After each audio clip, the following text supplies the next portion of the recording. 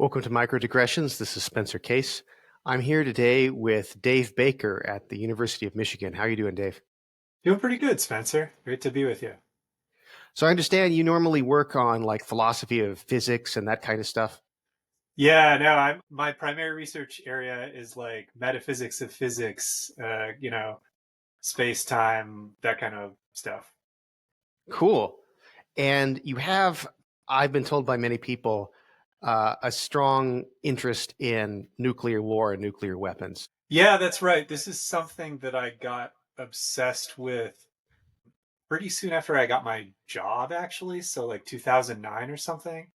And it's kind of gradually developed into a teaching interest and a kind of like unconsummated research interest where I haven't published on the topic yet, but I have a couple of different like outlines for papers. And it's just like, hopefully once I get my philosophy of physics book done, then I'll be able to write something that, is going to end up in a journal about this. But I teach a class on ethics of nuclear weapons that I've taught for like 5 times over the course of the last 7 or 8 years or so. Cool. I too have an interest in this topic, and I too have not really written hardly anything on it. I think I've written one op-ed kind of piece about Iran's nuclear program, but I've Mm. not done anything academic on it at all. And just this year, I've been trying to learn more about it. And so I'm interested to hear your thoughts about some of these things. I guess I'll begin with this question. One thing that has occurred to me um, over the last several years. I do a lot of reading in like culture war kind of political stuff. So a lot of the culture war, university campus culture battles go back a lot earlier than people expect. It didn't all begin with Twitter or something like that. And you can read books about culture war stuff going on campuses in the 1980s in ways that sound very familiar. One thing I noticed, though, is one thing that kept coming up in those older books is nuclear freeze activists. Mhm. There are relics of this in other places. Like if you remember the Kahneman and Tversky, Linda, the feminist banker case, where it's to test you on the conjunction fallacy. Yeah, of Yeah, course. she was described as being like an anti-nuclear weapons activist or a nuclear freeze Yes. activist. And it's weird because that has completely disappeared from the culture wars. I have never heard any calls for anyone to be canceled over a position on nuclear policy. And it's not because we've become more civil, it's because we've just stopped thinking or talking about this. Well, yeah, I mean, it's disappeared in all kinds of ways from all kinds of fora, right? So, like in philosophy, for example, there used to be a body of research. I mean, in the '80s the '80s was kind of the peak. So Jeff McMahon, he kind of began his career working on ethics of nuclear weapons. I think his first book was an argument that the UK should unilaterally disarm their arsenal. So, ethics of nuclear weapons used to be a big subfield of ethics of war and applied ethics. And I'm it's been a while since anything significant was published on the topic. That and I've done some looking. I think and of course there used to be movies. There were these really excellent nuclear war disaster movies that were made in the '80s. It was just a huge topic in domestic U.S. politics and all over, right? And yeah, I mean, I think the situation really did get a lot better. The Cold War did end, and like you say, right back then, the big issue was a nuclear freeze. No one, the activists were pushing for a freeze to the arms race. Nobody dreamed of the fact that in a few years there would be arms reduction, which was quite significant when Reagan and Gorbachev signed the START Treaty, right, which was the beginning of a long period of reduction in strategic nuclear arms for both the U.S. and the Russians. Wait, Then the Soviet Union. I thought that was the elder Bush that actually signed that. Oh, was it? But well, it was negotiated by Reagan. But yeah, maybe it Yeah. was H.W. Bush that signed it. Good, good, good. I mean, I guess what happened was that people understood in the '90s that the threat was much reduced, and it became less of a part of the culture and also things were kind of getting done to improve the situation because there were further follow-ons to start. So, there was kind of a continuous, although like not so fast, arms reduction, and it just became understood that like this is a problem that was kind of over. Different people to different degrees are understanding that the problem is back, but it's not really so much in the public consciousness that the problem is back. I think the reduction of the threat has something to do with it, but it's still like an unsatisfactory explanation. So, to take a riff off of a thought experiment that Sam Harris gave on one of his podcasts, like imagine that each one of our houses was wired with dynamite, and there was some random number generator that every day it was like a 1 in 10 million chance that all of our houses would explode and kill everyone. Somehow politicians were able to make that into a 1 in 100 million chance. And then everyone forgets about it. Like, good thing.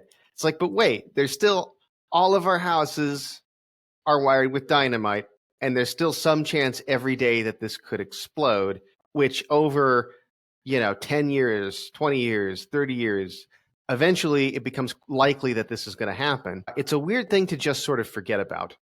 So I want to supplement it with like a couple of other thoughts. So one is, I think that with the Cold War, so for the right was also interested in nuclear policy and had the peace through strength sort of posture and that kind of thing. And they were sort of seeing the nuclear weapons problem just through the lens of the Cold War, through the lens of winning the Cold War with the Soviet Union. And once that happened, they just lost interest in it. And it sort of is a problem that I still think is affecting, post 80s conservatism in the US, is not really knowing what they stand for anymore because we won. And what do we do now? And so I think that kind of happened with the right. And on the left, it seems like a lot of the moral energy got absorbed by climate change. I guess maybe because the right was less worried about building up, they became less worried about it because their opponents were no longer pushing the opposite. Theodore Dalrymple, the British conservative writer, once wrote that there was a law of conservation of moral indignation. Mm-hmm. As certain things, people get less concerned about the morality of certain things, they get more outraged about other things. Like you could think about certain, the concern about sexual morality and that kind of thing kind of went down over the course of the 20th century. Concern about racism went up. And so maybe there's something like that, like other causes just sort of absorbed the moral energy that was being directed over there towards nuclear weapons. Unfortunately, there's no law of conservation of moral outrages, because we get more concerned about something else. That doesn't mean the first problem goes away. Yeah, I think that's right. So there's a couple things in what you got there. I mean, so one thing is, I mean, people aren't very good at thinking about teeny tiny risks, right? And teeny tiny risks of big things. I mean, you see this with kind of like, there's so many people who live on fault lines where they're not just thinking about the possibility of the big one, earthquake occurring and stuff like that. So I think nuclear weapons became like that, where it was kind of like, there's a tiny risk that we live with because it's not salient and a lot of people just don't pay any kind of attention to it. So I guess what I was saying was like, that's the reason why it became less salient. The fact that the Cold War was over and there was progress towards arms reduction, although it would have been very nice to have more quicker progress, and especially it would have been nice to have more maintenance of the good relationship that had formed between the United States and Russia, which obviously it hasn't been maintained at this point. But yeah, but for a long time, I think that it wasn't salient. The reason it wasn't salient was because there had been a significant reduction in the threat. And then, as you say, right, like it would make sense that other issues would kind of take up the oxygen. It seems to me that a lot of the philosophical issues associated with nuclear weapons and the ethics of owning them and using them, a lot of this comes down to some empirical questions that seem to me very difficult to get to the bottom of, because it's stuff like, people would react in very extreme sorts of situations. Some very hard to guess at psychological facts about a particular group of people, people in Stratcom, various Yeah. dictators with nuclear arsenals, this kind of thing. There are also empirical disputes about just how damaging a nuclear war, like an all-out nuclear war, would be. Of course, it would be very, very catastrophic, even in the most optimistic estimates. But it turns out that it really does make a difference how big of a catastrophe we're talking about. That really should make a difference to our rational calculations. So I guess I wanted to ask you what you thought about what the salient empirical facts are about nuclear war and its destructiveness. Yeah, that's an excellent question because you're right that there's a tremendous amount of uncertainty, and there are a lot of different empirical questions that, exactly like you mentioned, right? There's ones about human psychology and especially about the psychology of decision makers in a crisis, and there's empirical questions about the destructiveness of the weapons and the kind of follow-on effects from their use, right? So maybe let's start with the ones about the weapons. And by the way, like, you know, put error bars on a lot of what I'm going to say. I'm going to try to kind of indicate what has what size error bars, and these are my error bars, right? Different people have What's an looked error at this. bar? Oh, error bar. Sorry. Error bar. Oh, Yeah, yeah, yeah. okay. I see. Think of everything I'm saying as like plus or minus, some possibility of error. So one thing, I guess one misconception that a lot of people have is that radioactive fallout is something that is potentially going to be a kind of like extinction level thing for the human species, or that there would be, following a nuclear war, like a massive amount of radioactive fallout that we would have to deal with for a long time, right? This probably goes back to On the Beach, the famous 1950s nuclear disaster novel, where actually the author, Neville Shute, did this thing where he said that a new type of nuclear bomb was invented that used radioactive cobalt to lengthen the period of radioactivity of the fallout, which the cobalt bombs were never actually built. But in the book, it portrays a war fought with cobalt bombs where the fallout would remain for years and years after the war. But in actuality, it would take about 2 weeks for fallout to get to a level where it was pretty safe to be even in places that had fairly heavy fallout. I mean, that said, right, having to stay in your basement for 2 weeks is pretty sucky and wouldn't be possible for probably most people starting from the level of preparation they have. So, fallout would be a severe problem in places where it landed. It would land pretty heterogeneously, right? There would be places that would get a lot of it if they were downwind. Another myth is that all types of nuclear explosions cause a lot of fallout. In fact, there's two types. There's ground bursts, where you explode a weapon against the surface of the earth to try to destroy a bunker or an underground nuclear missile, potentially, something like that. Those explosions cause a lot of fallout. The types of explosions that would be used to destroy, as we say, like softer targets, including cities, if it came to that, would be air bursts, where they are exploded above the ground, and those don't create very much fallout. And that's what was done to Nagasaki and Hiroshima, I believe, right? Like, That's right. So there was very little fallout from the Hiroshima and Nagasaki bombs. They were both air bursts. still enough for lots of people to die of radiation poisoning in the immediate aftermath.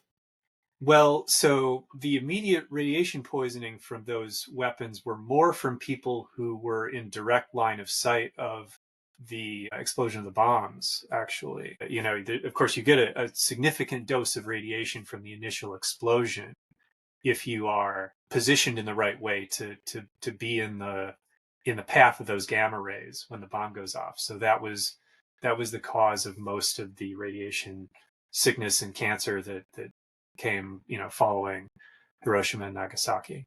I want to ask your opinion about nuclear winter because this was Oh yeah. a flashpoint of the dispute between the like nuclear freeze activists and more conservative types in the pro defense side of things who said this was just propaganda, and Yeah. apparently that dispute is ongoing as far as I can tell. It is, and this is a place where my uncertainty is very significant, and I have a very kind of like wide margin of what I think might be going on. I mean, so the nuclear winter models, it's fair to say, they were put together by people with an agenda. There's something that happened that I would say is a bit like, a thing that some people have pointed out is that modeling of the pandemic early on, for example, the people who put together the early models of the pandemic and how quick it would spread chose their assumptions in such a way as to portray a worst case scenario, right? So in putting together a model, there's usually plenty of degrees of freedom where you have to make a guess about what the value of some number is. And in the case of nuclear winter, right, there's a number of things like this. How much would present day concrete cities burn compared with the mostly wood cities that were hit with nuclear weapons in Japan, for example, right? Because the cause of nuclear winter, another misconception is that nuclear winter is caused by radiation, but no, it's caused by soot lofting into the upper atmosphere from Yeah, burning cities. the mechanism is quite simple. It's just old-fashioned Yeah, fire that's supposed to cause exactly. this. Yeah. Um, Exactly. Yeah. I just finished this book. I don't know if you've read it, Nuclear War: The Moral Dimension by James Uh-huh. Child. I don't know if you've heard of I haven't that. read it. No. It's quite good. It's from 1986, so there's some assumptions. I'm not sure whether the science still holds up or whether it was even correct at the time, because some of this gets Yeah. into some of these contentious things. He was a professor at BGSU, but nobody here now was here when he was still alive, unfortunately. But it's Hmm. very interesting because it's the first thing I've ever read that was really a defense of nuclear weapons and nuclear war, like a moral defense of it. And it's a fresh perspective. I find it interesting, although there's some empirical stuff I doubt, and some of his philosophical questions, claims I would also dispute. But he has this extensive critique of this study that included Carl Sagan as a co-author, along with Paul Ehrlich. The abbreviation is TTAPS. You know the one that I'm referring Yeah. to. Yeah. It was part of like a family of things that people were working on at the time. Yeah. It's all modeling. So it all has a strong hypothetical flavor. Right. Yeah. And so he goes and details all of the different assumptions that they make to make this the worst possible scenario. But of course, he agrees. He says, look, okay, so it's not going to be as bad as this says, but it's still going to be really, really terrible if there was an all out nuclear war. Yeah, I mean, I have some uncertainty about. So one thing that the initial nuclear winter models predicted was that there would be a significant, effectively winter following the burning of the oil fields in Kuwait when the Iraqis retreated from there during the Persian Gulf War, or at the end of the Persian Gulf War. And that didn't happen at all. There was nothing, like nobody noticed anything.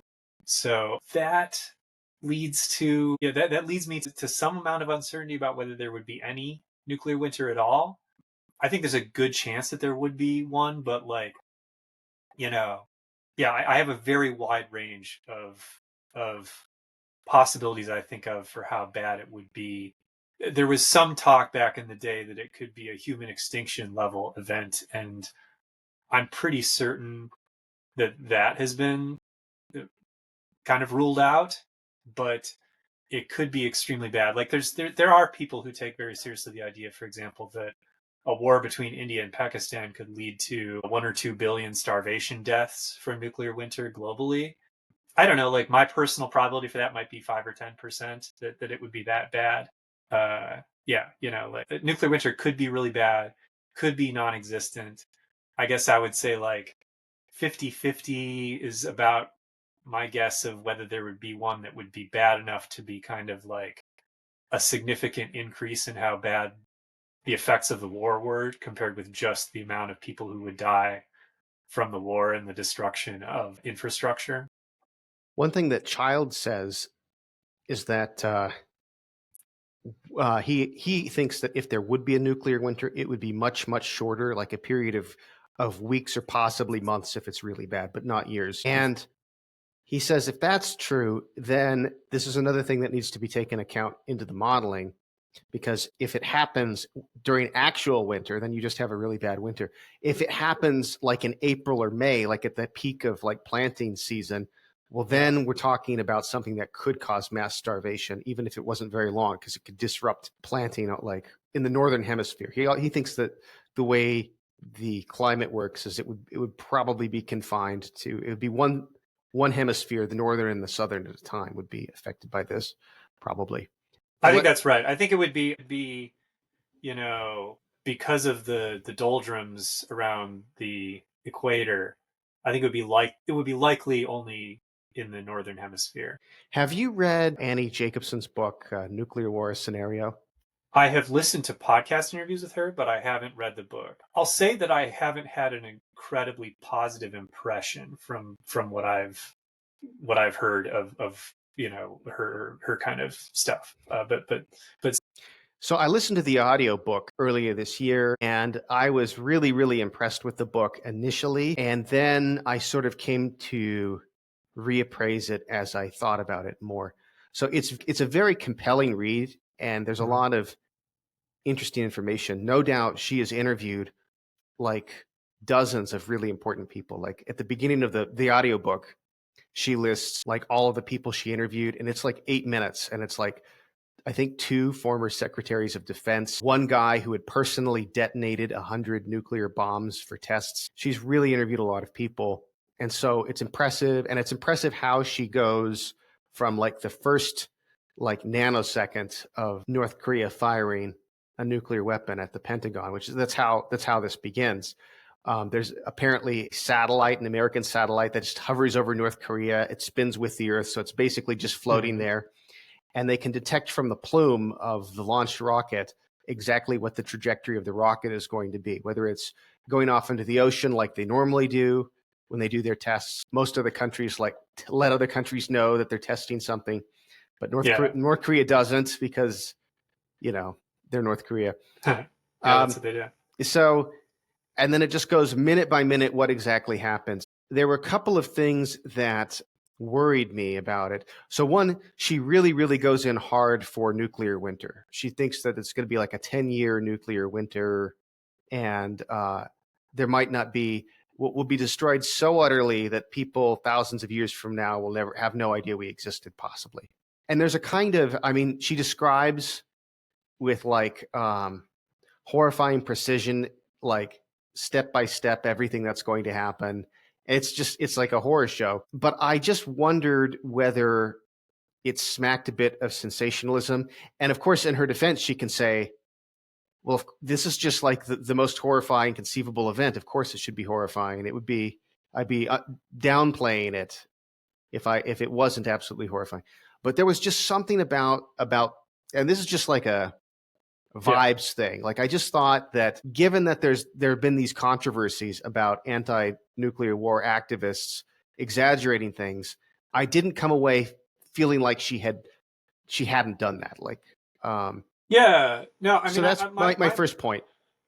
oh yeah, yeah. You had a second one that you want to get to And there's a first? second Yeah. one I'll get to really quickly, which is I just do not believe some of the pictures she paints of some of the actors, like the psychological stuff. So it begins with a bolt out of the blue attack with like the mad dictator, which I'm willing to go with her on that. I actually agree that that is a very likely scenario. I've worried about Putin doing something like that for some time, like long before the Ukraine war started. I remember I gave a presentation on nuclear weapons when I was a TA for an ethics of war class, some years ago, like 10 years ago or something. And I pointed out, like, look, there are people who just want to die and take people with them. This describes a lot of like mass shooters. There was that German wings pilot who that year, it's like 2015, he took over a plane and crashed it because he wanted to kill himself, and that was the method he thought was most convenient, I Right. guess. And he Right. killed. The Malaysia Air thing is likely that kind of story as well, right? Oh, I didn't know that. That's the going theory about what happened with the disappearance of that plane. In any event, there are people like this who just, it's not even an ideological thing. It's just they have a preference to die. They don't mind if they take other people with them. And it might even be a screw you world kind of a thing. Eventually, someone like that is going to end up as a dictator of a country that has a nuclear arsenal. So I give some credence to the way she begins it. But various steps after that, the plausibility of the scenario she describes go down. It goes way down, in my opinion. So Yeah. starting with, I think the president decides to like launch a bunch of nuclear missiles back at North Korea. I don't know that the president would do that. The president isn't able to get into communications with Russia. She points out that this has happened. This happened in the Biden administration when nuclear tensions were especially high. So this could happen in this scenario. But then when the Secretary of Defense ends up getting in contact with the Russians, they're offended that the president hasn't talked to them sooner. They refuse to listen to the explanations that they're launching the missiles at North Korea, assume the missiles are being launched at them, launch a bunch of missiles back at the US. They're just like a series, and I think that just seems totally irrational. I don't think the Russians are that irrational. And they're just various things that she has different actors do that just, it doesn't sound realistic to me. And it's not because, oh, our leaders wouldn't make bad decisions. I know they do that on a daily basis, but like for something like this, for it to really be plausible, it shouldn't be the case that at several different steps in this scenario, there are people making decisions that just seem completely insane to me. And that happens throughout the book. Yeah, your second point was what had given me a somewhat negative impression of the book from the interviews that I had heard with her, because I agree that it's a kind of worst case scenario to the point where it feels highly unrealistic to me in terms of the decision making process of like pretty much all the agents involved. I mean, a book that's a little bit more sober and realistic is Jeffrey Lewis's the 2020 report, I think, which is a book about a nuclear war in a small nuclear war between the US and North Korea. His take on it was that likely the United States would not retaliate with nuclear weapons because it wouldn't need to in order to like destroy the North Korean regime, and that it would be in American interest to look like the bigger person in the room in that kind of situation, and to just retaliate conventionally in a way that would bring about the death of, supposedly, like hypothetically, Kim Jong-un and his all of his people around him, but that wouldn't be possible to interpret as an atrocity the way that a counterattack with nuclear weapons might be. And the United States could do that, and it wouldn't work out any worse for us than a nuclear counterattack would, what you might think would be a pretty realistic scenario of the war. So, I mean, the other thing is, so the reason, if I recall in that book, why the Russians become confused and think that there is an American attack on them going on is that the counterattack is carried out using Minuteman land-based ICBMs, land-based missiles fired from the United States to North Korea. Is that right? Yeah, and they go over the North Pole, so they would have to go over Soviet territory. And So right, so yeah, they would go over the Russians, and the Russians would think, oh, because Russian early warning is, she's right to say that it's much worse than the American early warning, where, as you say, like we have the ability to look at a launch and say exactly where it's going. Unlikely that they have that capability to the extent that we do anywhere near, but probably recognizing that problem, that the land-based missiles would not be an especially safe way to retaliate. I suspect that if the US wanted to retaliate with nuclear weapons, what we would do is sail a submarine out to a location where its missiles would not fly over Russia, and then launch submarine launched ballistic missiles to retaliate against North Korea if we decided that we wanted to retaliate against a North Korean nuclear attack. It's not a decision that would need to be made snap in a half hour, the way that a decision might need to be made in a war against Russia or China, because the North Koreans don't have very many weapons. And once they made a launch, they would likely launch everything they had at that point. And so you could ride it out, as they say, wait until after their attacks hit, see how bad it was, and then make a decision about what to do. And so, I think, I think those aspects of the situation in the book are unlikely. And it sounds as if the portrayal of nuclear winter is also pretty unlikely as well by my read on the evidence. so here's another empirical thing I want to ask you about. that it comes up in this book that I mentioned that I said I liked, but I was uncertain about some of it.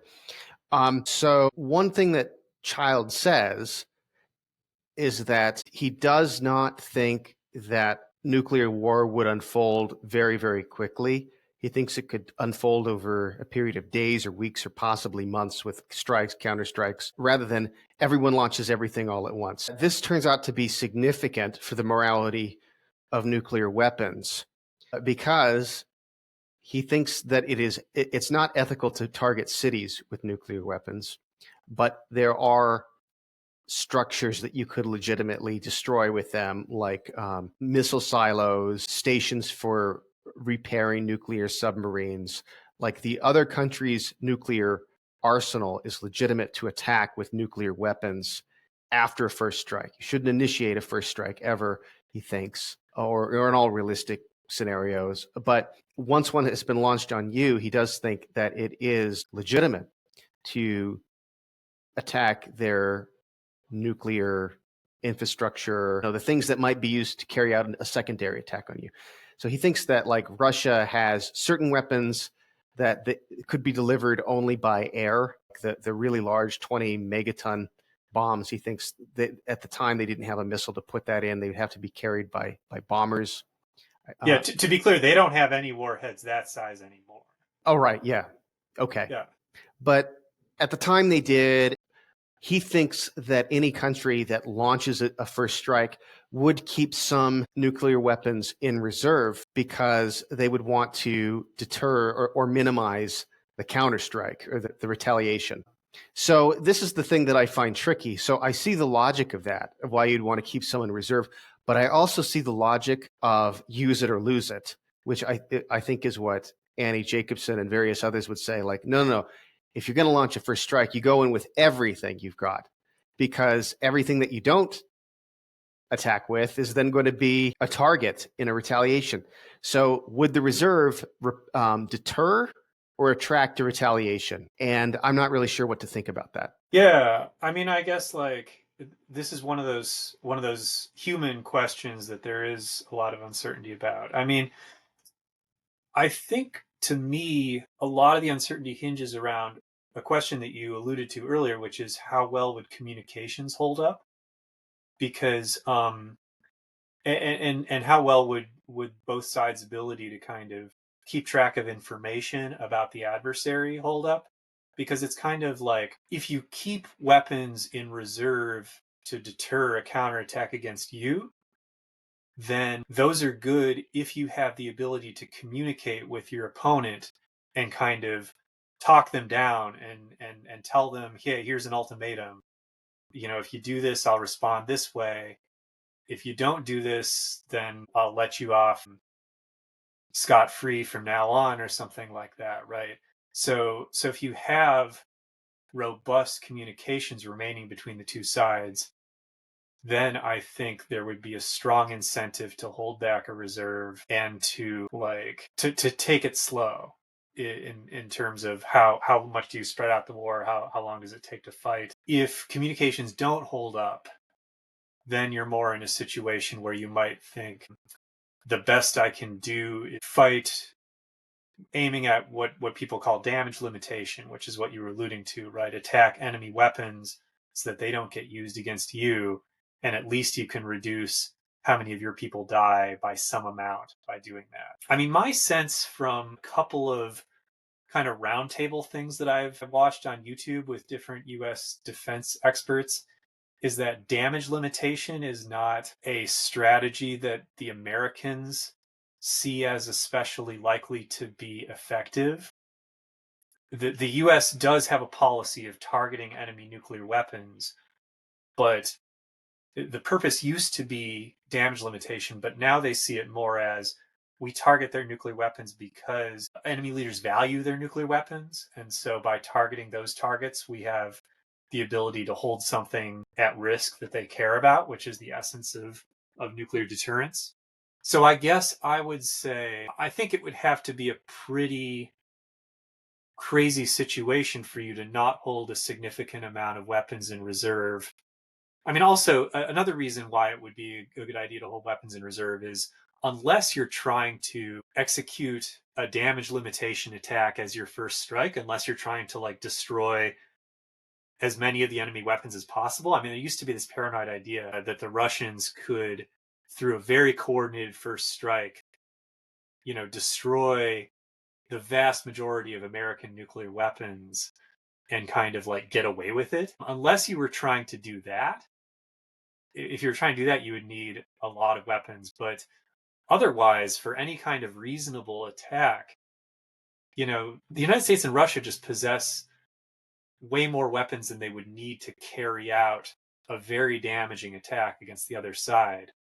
And so it seems to me that they would have a strong incentive to hold a reserve just on the off chance that it might be useful, given how little it would add to the damage they would do to the other side with their attack. And the reason for the enormous nuclear arsenals, I guess, is not so that they can use them all, but to be assured that the other side can't destroy them all.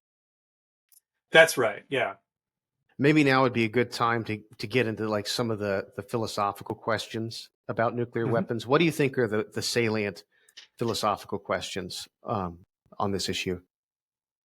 Well, I mean, there used to be a lot of literature about whether deterrence is an ethical kind of, especially deterrence that targets innocent civilians, which nuclear deterrence certainly does, right? So the situation, of course, is we have a situation where we're preventing wars, maybe both conventional and nuclear wars, by putting a threat against innocent people living in adversary countries.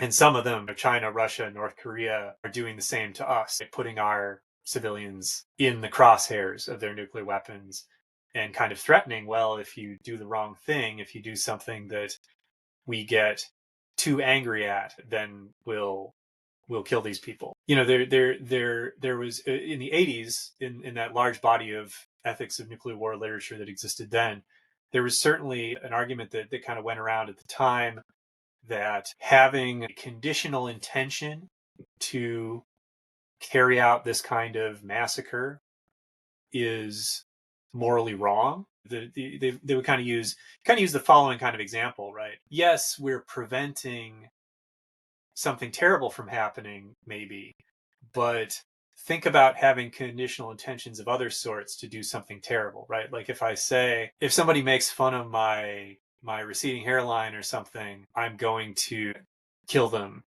I'm going to just up and murder that person. But nobody ever does, right? So my conditional intention to commit murder never gets acted upon. Well, still, it feels wrong to have that intention, right?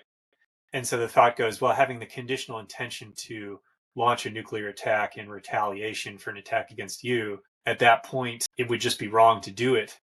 So, because you've already been attacked.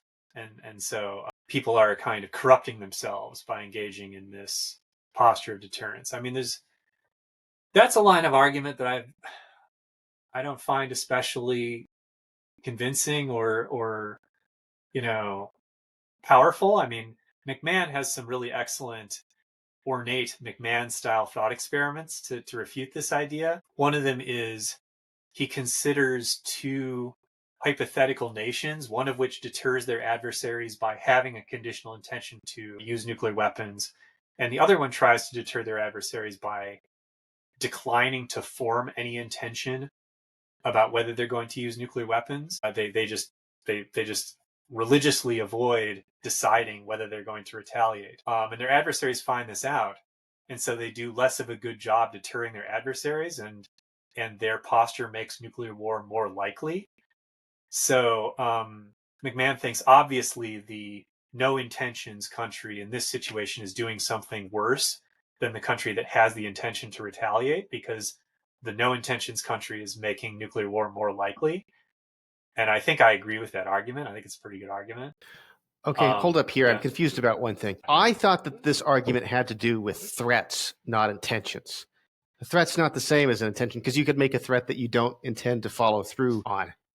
And we don't know people's intentions, right? God knows people's intentions. So it seems a weird way to target it. Like, we definitely know we're threatening nuclear war. You don't, Yeah. you know.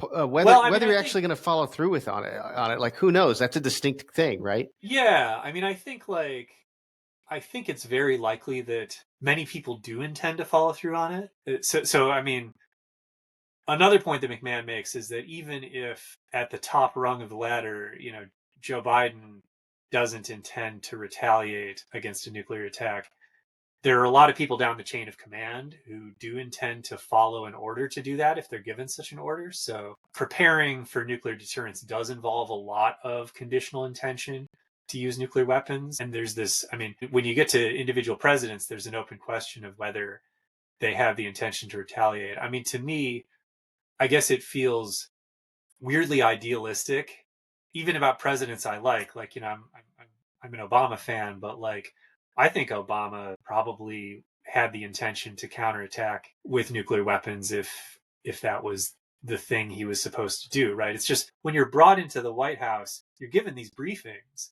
and it's just so clear that the done thing is that you're supposed to adopt this plan of action, right? And I think in that kind of a situation, people just listen to the experts in the room 99% of the time, and so I suspect that essentially every president of the nuclear era has been willing to retaliate. But the argument is usually about intentions, about wrongful intentions. You can also say that there's something wrong about the threat, right? Over and above or separate from the intentions. I feel like those would often boil down to the intention argument plus some consequentialist arguments about the effects of the threat or something like that. But maybe that's not right. Well, an intention is something mental, and a threat is something that's like communicated. Yeah. So I think that seems to me to be the difference. The intention thing, I'm still thinking like even in the Obama case, like let's say it's the case that in such and such circumstances he would have listened to the military advisors and counterattacked in an unjust way. And that doesn't mean that he had a conditional intention all along, right? That's right. But they briefed him when he started out, with the what's called the O plan, right? The plan for use of US nuclear weapons. So I mean, I suspect that in the room with those people briefing him, he formed a conditional intention at that time. I don't know. Maybe not. Who knows? But it seems like it's very contingent. It could easily be the case, for instance, that either the people who are following through with the orders, they also don't have the intention of following through with certain orders. Or it could be the case that you could have a system where, their obligation is to press a button. They don't know what it does. It's above their pay grade. But the people who know, they would never order it to be pressed or something like that. I don't know.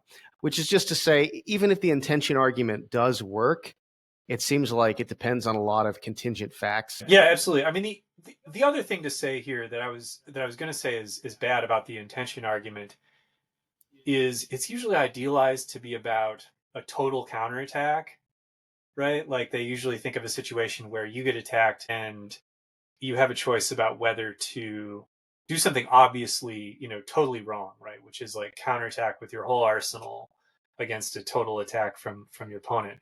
And as we just discussed, that's not necessarily a realistic scenario. A more realistic scenario might be, you're in a conventional war and your opponent might be losing and they launch a single or a couple of nuclear weapons against kind of like borderline civilian targets. They kill a few million people, and then you have a choice to make about, do I launch a tit for tat retaliation to try to do roughly an equal amount of damage to them, to tell them that I'm serious, don't do this again, this has to end here, right? Or do I not launch that retaliation? And it's very unclear to me that a retaliation like that is obviously the wrong thing to do in the situation that you're in, where if you don't launch it, your adversary might be emboldened to do more of what they're already doing. It sets a precedent that, hey, you can attack another country with nuclear weapons and nothing's going to happen to you because you got more nuclear Yeah, weapons. Yeah, exactly. that also seems really horrible. Yeah. So I had heard this as the threat argument, and this is what I've always kind of thought of the threat argument. Like it's wrong to do It's wrong to threaten to do what it's wrong to do. Yeah. And let's say that a counterattack would be wrong to do. Let's just suppose that. I think it's true as a generalization that it's generally wrong to threaten to do what it's wrong to do. But it seems like in extreme circumstances, you might be able to think of counterexamples. Like it might not hold true in all circumstances. So, what do you think of this? So, the bully keeps taking your lunch money. You can't overpower the bully, but you can threaten to torture his pet, and you can get to his pet, and he can't stop you. And if you threaten to torture his pet, then the bully will leave you alone. Let's just say it's wrong. It's wrong to torture the bully's pet. I think that's obviously right. Yeah. Yeah. Okay, but is it wrong to do it to stop yourself from getting beaten up if you're not planning on following through with it? Maybe not. Maybe not. Although I have to admit, it does seem dirty. It does seem like a lesser of evil kind of a thing. It doesn't like I can't like your idea of what a moral saint is, Jesus or Socrates or Confucius or whatever. Yeah. You can't imagine a person responding to the bully by saying, "I'm going to torture your pet if you keep messing with me," even if that's consequentially effective. What do you think about that case? Yeah, I think that's right, especially about the case where it's kind of self-defense, right? Like, I could imagine potentially a moral saint threatening to do something wrong in other defense or something like that. You know, like that feels more, which of course, like nuclear threats are both in self-defense and other defense typically. I agree with your point, basically. I think that, I think especially there's an interesting distinction between sincere threats and bluffs. And I think there is a good argument to be made that bluffs are much more easy to justify morally than sincere threats. I actually have a very good undergraduate student who just graduated who wrote a paper for my graduate seminar on nuclear weapons, defending bluffs as a kind of deterrence posture. So yeah, I think I agree, and I mean I think even I'm not entirely convinced that you can't make sincere threats to do wrong things in these kind of situations and have that be justified if the consequences of not making the threat are severe enough. Yeah, so this gets to another point, which is I was thinking of as a threat argument. You were thinking of it mainly as an intention argument, but the one can sort of fade into the other. If you have to keep up this posture of making a credible threat, you might just become the kind of person who would carry it out. Yeah, I mean, in a way, I think that's kind of what I was suggesting about American presidents. That they do. I think it's likely that they tend to become the sort of person who would use nuclear weapons ruthlessly if the situation arose. If it's a one-off where you threaten to torture the bully's puppy to avoid getting beaten up or to spare your friend that consequence, that seems different than you're doing this on a regular basis. And there might be circumstances where the bully says, "Oh yeah, here's a puppy, prove it, make your threat more credible." And Exactly. yeah, And many presidents have gone a few steps down that road, only with conventional weapons, of course, but yeah, I mean, escalation is something that has happened in a number of conflicts against nuclear adversaries. So, I mean, Kennedy kind of did that, right? I was thinking you had in mind Trump when he was in Beijing. They dropped the largest non-nuclear conventional weapon that they had on Afghanistan, the mother of all bombs. Like, seems like that was a public relations explosion. Trump is a pretty sui generis character, and a lot of what I said about other presidents probably doesn't go for him. Trump is probably the one real life kind of madman deterrence guy that we've actually had, I would say. So, like, and he did cultivate that image, I think. What was the point you were going to make about Kennedy? Well, just, I mean, Kennedy did not see the weapons, my understanding, he didn't see the weapons in Cuba as such a terrible threat to the United States that it was worth risking. What he thought was like, he said, I think later, the odds of a nuclear war was like 1 in 3 or something during the crisis. That was kind of his estimate of the danger. And he didn't know Um, about the submarine. yeah, he didn't know. Right, he didn't know about the Vasily Arkhipov situation. That's right. But he understood that the actions that he was taking were running a significant risk that there would be a nuclear war, and he took those actions in order to maintain his credibility. So, I think it's clear that presidents can't put themselves in those kinds of positions. Well, he apparently added 1,000 missiles to our arsenal because he had campaigned on the existence of a The missile missile gap, gap, yeah. and there was no missile gap. But if he became president and didn't add any more missiles, then that would be embarrassing. So he added 1,000 missiles to save face, according to Richard Rhodes. In Yeah, he was a character. um, and apparently Eisenhower knew that there was no missile gap, and so of course Nixon knew there was no missile gap, but Eisenhower did not want Nixon to say that because he feared that it would have bad national security implications. That if there was no missile gap, then the Soviets might be more motivated to create a missile gap rather than Right, believing that they were right. ahead. And so he wasn't allowed to call out his opponent's lie because his boss told him not to. Yeah, yeah. It was a funny period in history. Funny in a funny way, yeah. I know, right? We made it. We survived it, or our ancestors, our parents survived it. So I wanted to ask you about the decision to actually make the bomb before we get to using it, although we'll talk about that decision here in a second too. But it occurs to me like there are really two questions, I guess, to consider as far as the ethics of building the bomb goes. And one is, was it the right decision given what they knew at the time?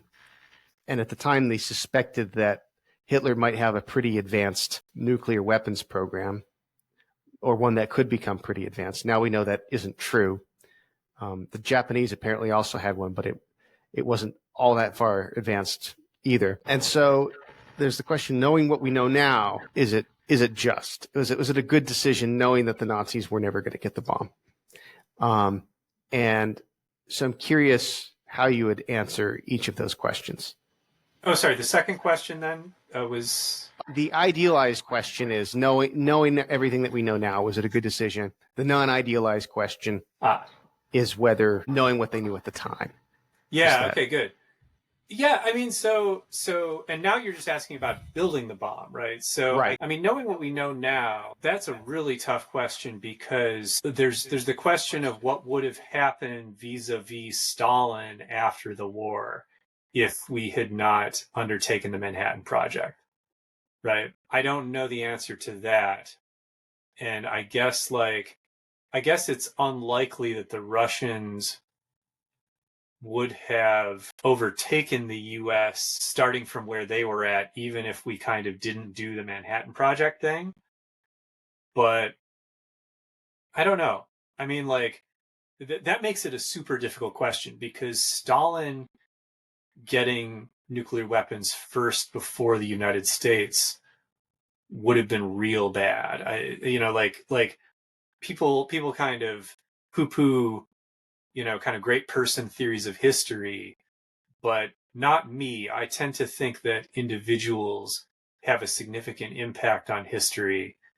And I think that Stalin is like a person who just would have used nuclear weapons aggressively if he had been the first one to have them. That's my guess. So it was really good that the U.S. got them before the Soviet Union did. So Well, I guess that's my answer to the idealized question is like it's very hard to know. well, let me follow up on that one first. So, if the U.S. had not gotten the bomb first, they would not have used it, and it was the use of it in Japan Yeah. that really piqued Stalin's interest, and then he threw a lot of resources in it. And it just seems to me very unlikely that he would have thrown those kinds of resources into an experimental weapon when he had so many post-war problems to deal with. The country had been devastated by World War II. So it seems unlikely that Stalin would have gotten the bomb. But the Soviet Union after Stalin Could have. That also seems bad, but less scary than Stalin having it. Yeah, that's an interesting point, Spencer. I mean, yeah, maybe they just never. Maybe it just would have taken a long time for it to be invented if or it never would have gotten built. I mean, I guess it seems like civilian nuclear energy was likely to be built starting from the end of World War II because it was kind of seen as this exciting frontier. And so I would expect that once the Soviet Union started building civilian nuclear energy, They would they would have, realize, yeah, because apparently the science and the engineering necessary to make a nuclear bomb and to use nuclear energy peacefully, they're pretty closely related. It's not like you can know about one of these things without realizing the other. yeah. Uh, That's basically right. how do you think Stalin would have used his nuclear bomb if he got a nuclear monopoly? What do you think he'd do with it? Yeah, yeah. I don't pretend to know the details, but I expect that it would have gotten used in something like the way that the U.S. used it against Japan to kind of try to compel a surrender, and maybe they would have waited until they had more of them to do it or something. You know, that said, right? I mean, it's possible that it's such a different the scenario where Russia gets it first would have to be very different in lots of ways. And I guess I'm finding it hard to imagine in anything like the level of detail that would be needed to kind of answer the question about specifics. But you know, yeah, I suspect there would have been a way to use it that maybe wouldn't have kind of led to Stalin necessarily dominating Europe or something, but would have led to a significant nuclear war. I wasn't even imagining them having it during World War II. I was thinking it would be After. after. Yeah. Yeah. If he had it during World War II, we know what he would have done with it. He would have like leveled Germany just about. Yeah. That's what he wanted to do. He wanted to deindustrialize Germany. That was his plan.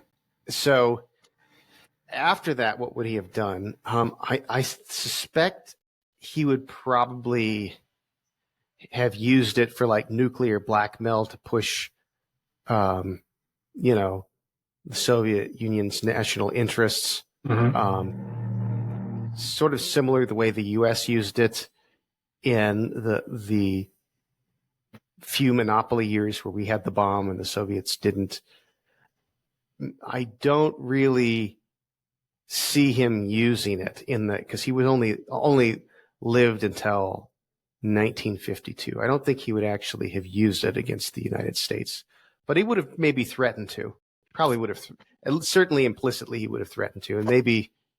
I mean, I guess the scenario that I'm envisioning is something like, well,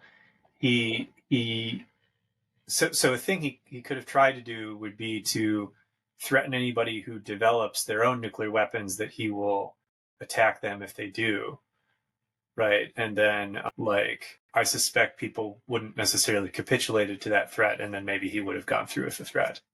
That's maybe the kind of scenario that I'm imagining. Yeah, that's very believable. And it's noteworthy the U.S. never did have a policy to use nuclear weapons in order to maintain its nuclear weapon monopoly when it had it. It was kind of debated a little bit, but nobody took it seriously as an idea. Nor should they have. That would have been terrible. It would have been an atrocity.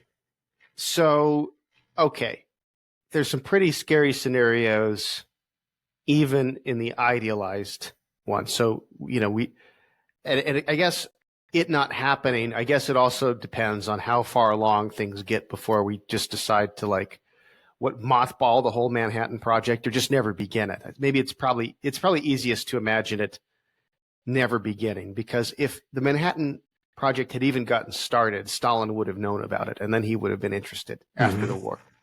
Not as interested as he would have been had we actually gone through with it and used the bomb.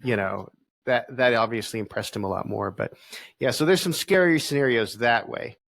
At the same time, maybe we would not have had, the environmental impacts of all of these nuclear bombs being tested on land, in the ocean, in the atmosphere. Even if nuclear weapons existed, we might not have these massive nuclear arsenals that we have now. I could imagine the world going better if we hadn't gone through with it. I mean, the other question is like, what would the level of conventional war have been if there had been no nuclear weapons? So there's different views about how much nuclear weapons have prevented big conventional wars in the post-World War period. I guess I'm open to a variety of views, but I think it's very unlikely that they haven't had some significant effect of preventing major powers from getting into conventional wars with each other. So, like, I mean, I think, for example, if you take a contemporary case, if there were no nuclear weapons, there would be American boots on the ground in Ukraine for certain, right? Uh, you could see that as a good or a bad thing in this particular case, obviously, but like, there would be more wars in which countries like Russia and the United States were shooting at each other. Yeah, that's true. And it was the fact that we had the nuclear monopoly that allowed Truman, or Truman thought that justified getting our troops out of Europe. So he took a lot of conventional forces out of Europe. So if we didn't have the nuclear weapon, and neither did Stalin, then presumably there'd be a much longer, more intense occupation that would be much more likely to have turned into a shooting war between the U.S. and Russia. So yeah, and then there's who knows who's going to end up inventing it first. Then if there's no Manhattan Project. Yeah. Okay, so the non-ideal one, given what we knew then, you think that that's an easier case? Yeah, I mean, I think starting the program, given that it was uncertain how far down the road the German program was, but I think given the low quality of intelligence that was available at the time about questions like that, it would have been easy for them to have a pretty advanced program and us not know how advanced it was. And so I think that kind of uncertainty justified, given what people actually knew, justified developing the weapon. I mean, I think the other hypothetical in this vicinity, which is of great interest, is what if the United States had constructed it, not used it in the war, but instead used it in a demonstration or something like that, right? That was an idea that was thrown around. There was a report released by some of the scientists called the Frank Report, which suggested getting leaders together, international leaders together, demonstrating the bomb and suggesting a ban on further construction of it as a kind of other possibility instead of using it against Japan. Yeah. So now we're talking about alternative histories where we have the bomb and just don't use it, or don't use it the way we did. Yeah. So in that case, I'm just suspicious. Like, you would have to demonstrate this for the entire Japanese Imperial War Cabinet, I think, and the Emperor. I think, like, how are you going to get all those people together? Where are you going to drop it? I find it hard to believe that we would be able to get those people together for a demonstration. Given the reluctance of the Japanese to surrender in the actual war, I mean, this is another, given what we know now versus what we knew then, kind of question. Because I didn't think we knew then that they would be. I mean, I think we knew then they were being reluctant to surrender, but I guess I would say that there was an obligation to try some kind of demonstration use before you try use against human beings. But yeah, that seems credible. Yeah. Yeah. Also, there's another confounding factor. There are actually several confounding variables that make it hard to know whether or to what degree the bomb's detonations in Hiroshima and Nagasaki did compel their surrender. Like, because the Soviets were about to enter the war, And I think we also guaranteed the safety of the emperor like around the same time. So they probably were going to surrender pretty quickly in any event. Yeah. We could have definitely continued destroying cities by conventional means, which we had been doing up to this point anyway. I think it was Curtis LeMay who thought that, we don't actually need this weapon because we can destroy cities already. Yeah, I mean, right. So that gets to this kind of another issue about the use of the way the atomic bombs were actually used was that they just kind of like considered it the done thing, given that they had already been destroying Japanese cities with conventional weapons. So we have another bomb. It can also destroy a city. We'll use it, right? That was what they were doing anyway with fire bombs. Yeah, Jonathan Glover in the book Humanity has a really great essay where he sort of describes the series of moral rules that were violated, starting from the blockade of Germany at the end of World War I up through the tactical bombings that Britain was doing against Germany, which, the bomb targeting system wasn't very accurate at the time, like the gravity bomb targeting system on the planes. So they were just hitting whatever they could, hoping it was military targets, and then realizing, well, we just bombed a bunch of cities and haven't really hit military targets at all. And then thought, well, let's just keep doing that. That seems to be distracting them at least. And then it got to like destroying entire cities in firestorms that were they were trying to create deliberately. They never could actually create a firestorm deliberately. They got one in Hamburg and tried to recreate it in various places, but so then the U.S. was doing similar things in Japan. Yeah. So by the time you get to that, the actual use of the nuclear bomb doesn't seem like a huge escalation from what we were already doing. And it's alarming that there's like this slippery moral slope. You do one moral transgression and it makes the next one so much easier. And it's extremely hard to foresee, like impossible to foresee. Like nobody in Britain, I'm sure, thought that the tactical bombing against Germany was going to start and initiate some kind of slippery slope or continuous down a slope that would end in using a nuclear bomb, which didn't exist at the time, against civilian targets. Like no one could have conceivably seen that. Yeah. I mean, World War II is a fascinating war from an ethical perspective.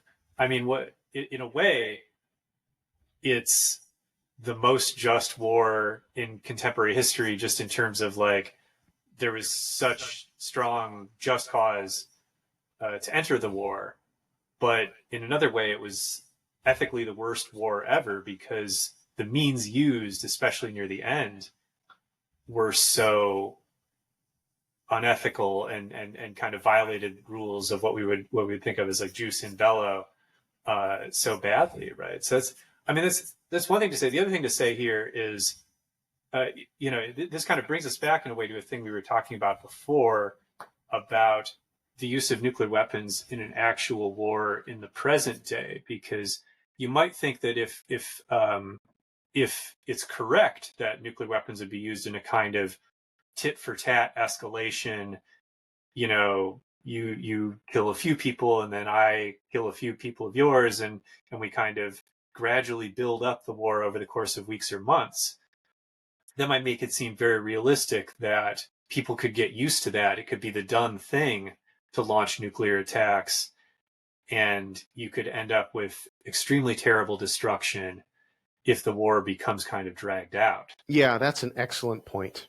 I think the jus in bello, just ad bellum, like the justice of the war for World War II being very high, given the nature of the regimes we were fighting against, versus the means used to win it.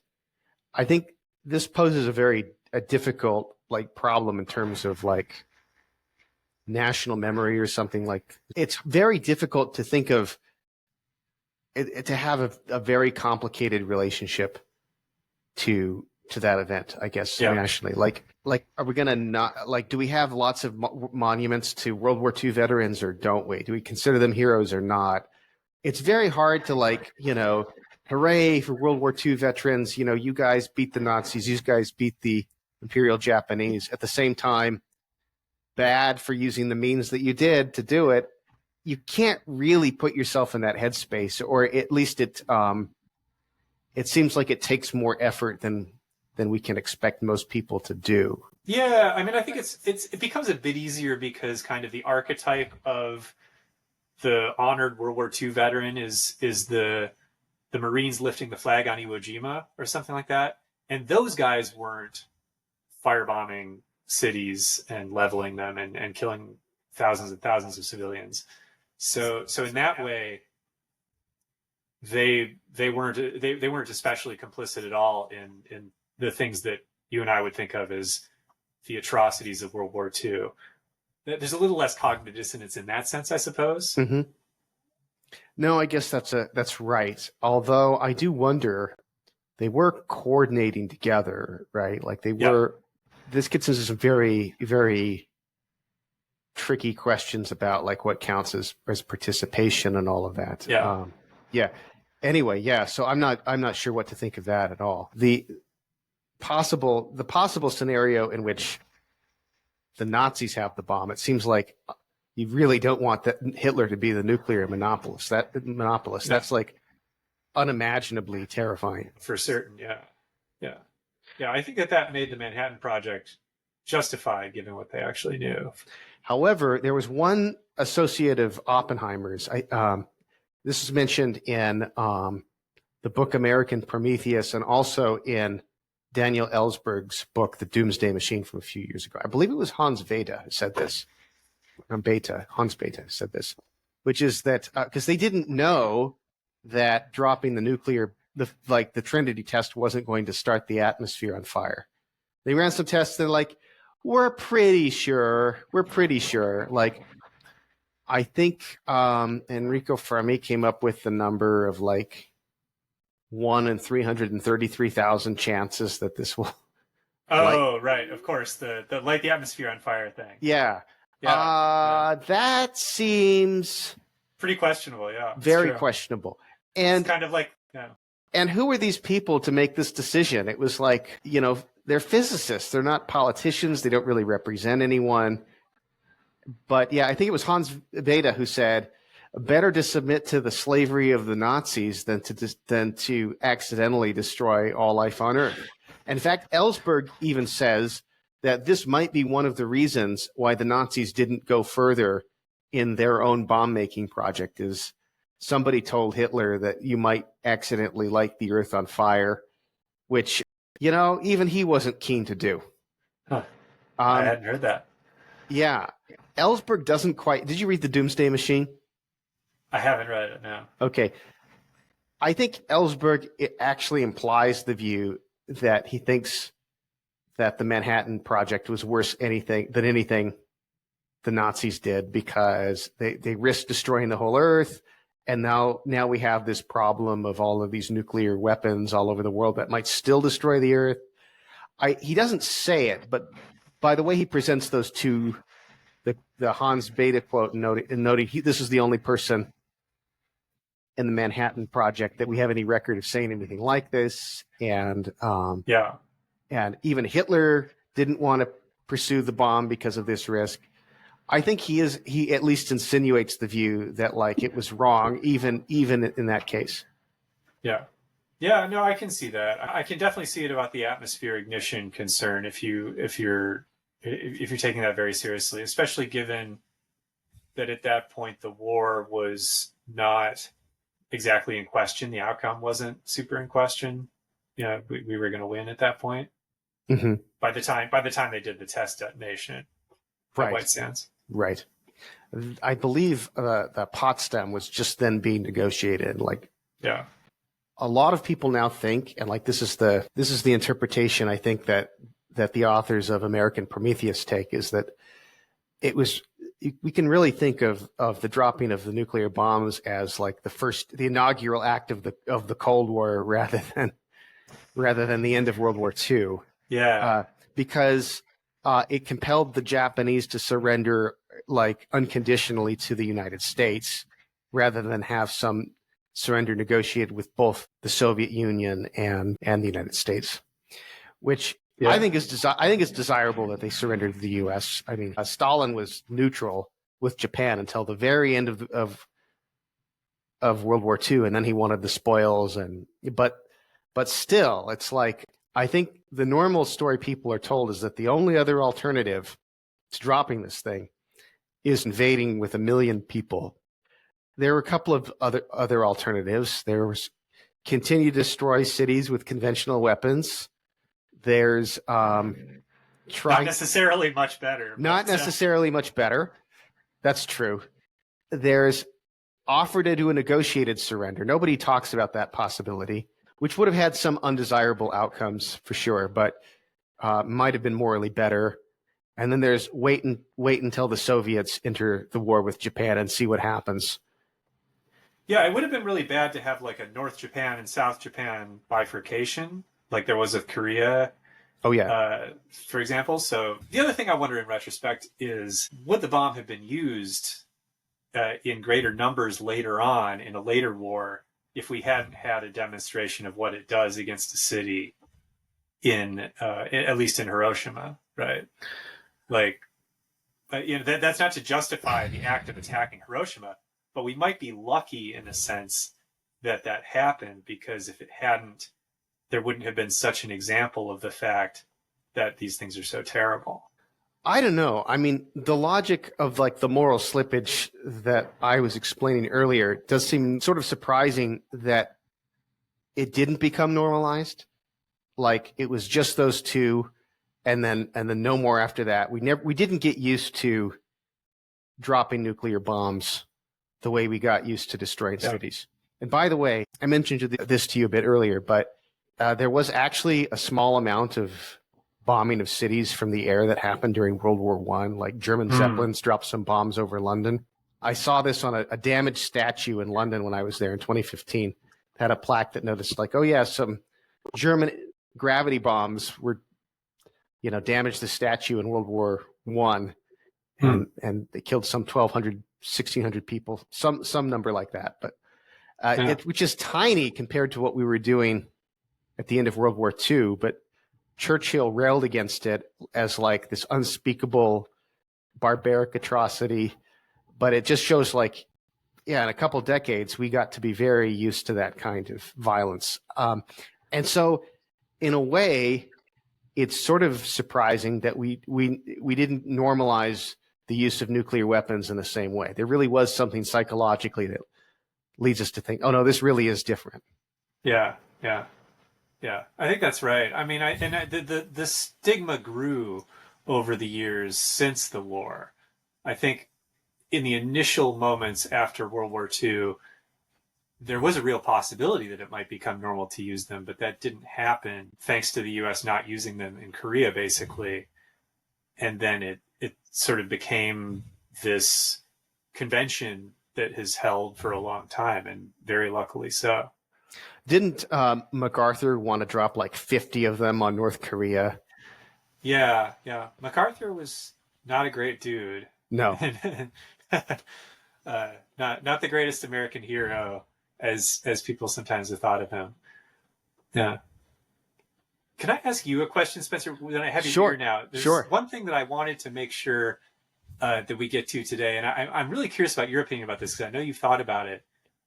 What do we do now, right? Like, where should we go from where we're at currently with nuclear weapons? What should be the kind of goal, maybe down the road, decades or centuries or something? But what should we be trying to do to make this problem better from the fallen world that we find ourselves in now? Yeah. Okay. So I don't have a very confident opinion about this. I do have an opinion that I hold on to kind of loosely, but here I really could change my opinion based on new information pretty easily. But I think we should be aiming at like reducing our nuclear arsenal and modernizing it so that we should get down to like a few hundred bombs, keep it at that. I think We should be able to maintain an effective deterrent. We should be working on developing smaller, more accurate nuclear bombs of the kind that could be used to, target enemy missile silos and target things that are actually legitimate to attack. We should probably phase out land-based missiles and use more submarines, because you can't target submarines as easily. And so I had actually been toying with the idea of just unilateral complete disarmament, and I can see a case for it.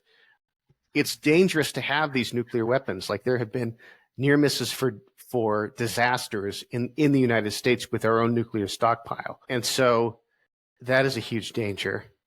But I do think that, and it's something that, again, James Child makes this point really well in the book, Nuclear War, The Moral Dimension, that in a world where you've got nuclear weapons, not to have a nuclear deterrent against a nuclear monopolist is essentially slavery, as defined by John Locke, as being in this position of someone else having complete power over you, whether you live or die. Like, if the U.S. just were to have completely disarmed, as some peace activists wanted, and the U.S. or the USSR still had this massive arsenal, they could have dictated any kind of terms to us.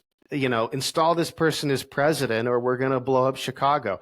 And they might not have done that, but I do think there is something that's just completely unacceptable about putting yourself in that position and hoping for the best. So even if the U.S.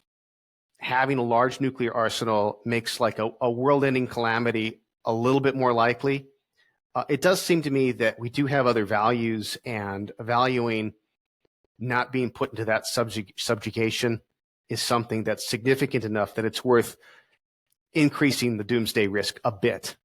But so I guess our aim should be to maintain a nuclear deterrent, but to whittle it down into something that is more manageable, phase out old systems, get things that are more accurate, and have fewer of these things around. That's kind of what I want. Now,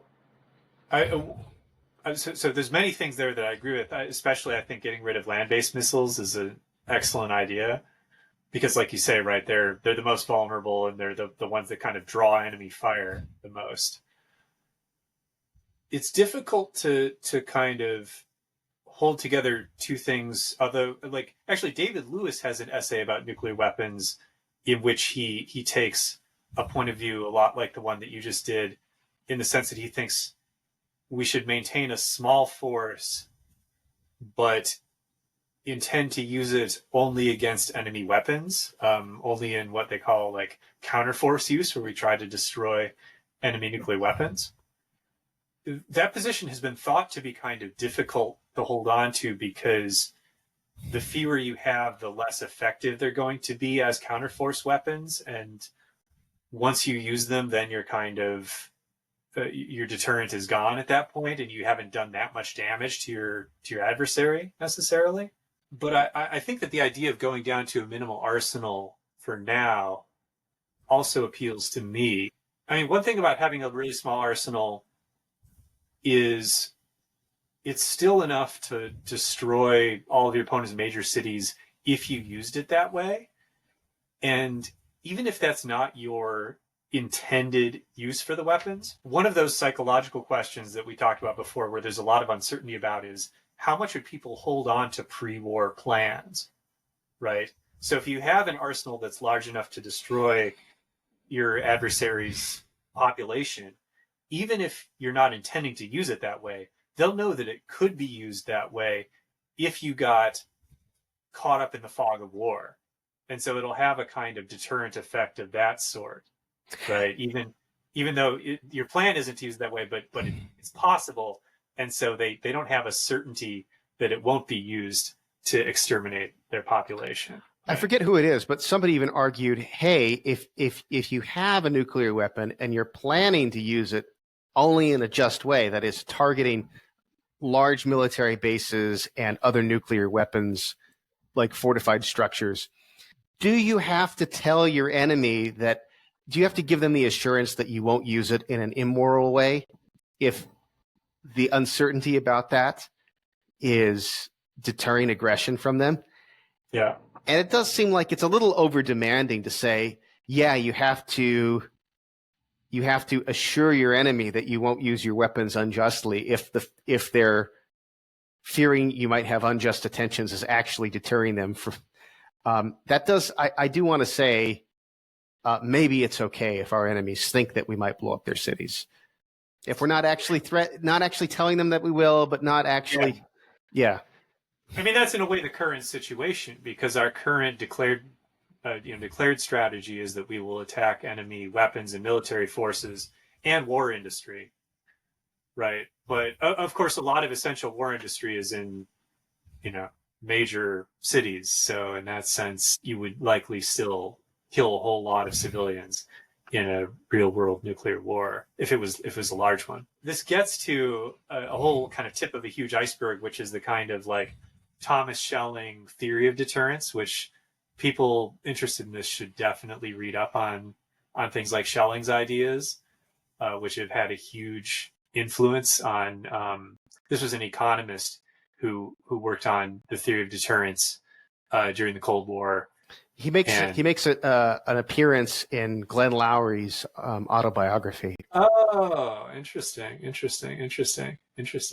Yeah, no, he was supposed to be a really fascinating figure. So, oh yeah, I wanted to say as well about the kind of the what do we do now question. I mean, I think a thing to keep in mind about nuclear deterrence is there's a way in which it's a bit like an addiction, right? Because it's like it does. I believe that it does prevent conventional wars a lot of the time, or prevent them from getting bigger, at least. So that's a good thing about it.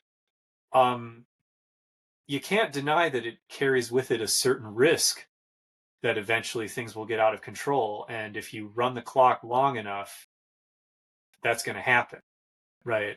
So it seems to me that nuclear deterrence is the best solution to the problem we have in the world today, but that we need to find a way to kind of kick the habit of it before it's too late. I don't think that ideas that people have thrown around about like banning nuclear weapons in the UN or something are gonna ever be the way that succeeds. I guess to me, it feels like the most plausible route to a better world with that, with nuclear deterrence would be a situation where maybe all the nuclear nations join NATO or something like that. And you have, in a sense, a unipolar nuclear world where there are no adversary relationships between nuclear powers. That's obviously like a pie in the sky thing too, but it seems more realistic to me than banning nuclear weapons by the force of international law. So I guess a thing that I think is important that I don't think a lot of people these days recognize enough the importance of it is just really trying as hard as we can to form peaceful relationships with other nuclear powers. Yeah, that all sounds very reasonable to me. But what, given that we are in a very hostile relation with China, excuse me, with Russia, and maybe with China too, in the coming years, we've got this other problem of managing conflict between nuclear powers. It's kind of seems like very contingent how we came to have such large arsenals. Like it was partly a matter in the U.S. of inter-service competition. So like we've got bombers, gravity bombs, missiles, and then nuclear submarines as the deterrence trifecta. And that's because the Army, the Air Force, and the Navy all wanted a piece of this funding. That's in large part due to that, I believe. Yeah, although the move away from massive retaliation as a strategy, where we were so under Eisenhower, the plan was if we get attacked, if Western Europe gets attacked by the Soviets, we're going to start dropping bombs on Russian cities. You don't need as many weapons, as I was kind of alluding to before, to carry out that strategy as you do to carry out our present day strategy, which is if a war starts, we will begin using nuclear weapons against the nuclear weapons on their side to kind of subtract threats to us, that requires more weapons. And so that and not only does it require more weapons, but the number of weapons you need scales up with the number of weapons that your enemy has. Whereas the massive retaliation strategy, the number of weapons you need scales up with the number of cities that your enemy has, and so you can get enough weapons if you have enough to destroy all their cities. Whereas in the counterforce strategy, you can never truly have enough weapons. So that it's very, very conducive to arms races. A very good point. Yeah, that's right. So there, I guess there, it was sort of expanding by its own logic. Do you think we could ever make it acceptable, like socially acceptable in the U.S. to have like what North Korea has, which is mobile nuclear weapons launchers? Because we could have a lot fewer land-based missiles if we had a few of those and have them like moving around. But yeah, like people would be, they're like, yeah, people would be freaked out. Yeah. We just need submarines for that purpose, though, right? Those are what the subs are for. Those Yeah. are the mobile missiles. But yeah, like Russia as well, right, has a lot of mobile land-based missiles, but they have a lot of empty Siberian highways to drive them along, where it's not going to freak out the people too much. And of course, they have people who maybe don't freak out as easily as the American people. But yeah, no. I also, just land-based missiles could be a major security risk as far as somebody trying to kidnap them. So that's a bad thing about them. Well, anything else you have to add? It was a great conversation, and I hope that this is a sign that you'll join me in maybe bringing back nuclear ethics as a branch of philosophy that gets done. I got to put my money where my mouth is and actually write something up. But I think it's sad that the nuclear threat is really back to such an extent, and yet practical ethicists aren't working on it yet.